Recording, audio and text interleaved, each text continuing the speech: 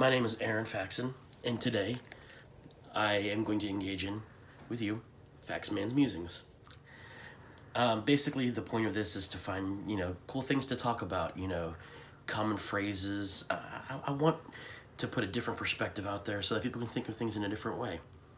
Now, mind you, when I talk about certain things on this channel, I am trying my best to come at it from a neutral perspective. I want to be impartial when I think of these things. And today, I want to focus on one phrase and one phrase alone. And that phrase is, never judge a book by its cover.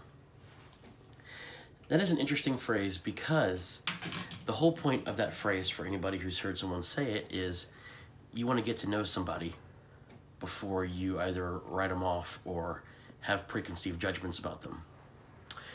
And I find this very interesting because suppose you encounter somebody who maybe you find less than interesting. What I want to counter with is to say, suppose that the cover itself is so uninteresting that you don't even want to pick up the book, much less read it. And it's interesting because, take me for example. I feel like the cover of my book would be very interesting. When you go out there and you want to put your best foot forward, really make sure that the cover of your book is enough for someone to want to pick it up and say, like there's a balance to be met here. Life is all about balance.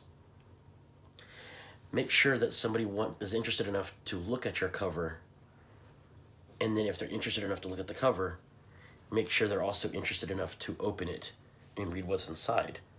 Because you never know with people. I mean, anybody you come up to, anybody you meet, they're going to be different, as we all are. That's the way God made us.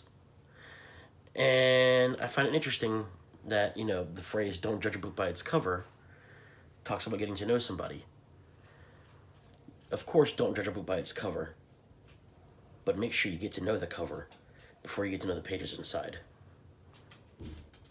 And that was Faxman's Musings.